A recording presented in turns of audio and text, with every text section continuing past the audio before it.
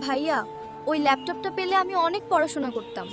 ভেতরে চল, তোকে আজকেই আমি ওটা কিনে দিব। এই অনুমতি ছাড়া এই ল্যাপটপে হাত দেওয়ার সাহস কে দিল? হাত সরাও। স্যার, আমার বোন ক্লাসে ফার্স্ট হয়েছে, ওর জন্য এই ল্যাপটপটা নিতে চাই। ফার্স্ট হয়েছে তো কি, ভিখারিরা আবার ল্যাপটপ কিনতে আসে। তোদের জায়গা ডাস্টবিনে।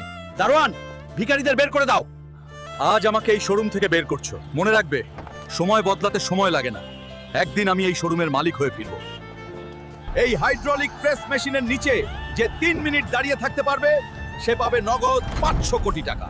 500 কোটি টাকা। এই টাকা দিয়েই আমি ওই অহংকারী ম্যানেজারের দম্ভ ভাঙবো। আমি লড়বো।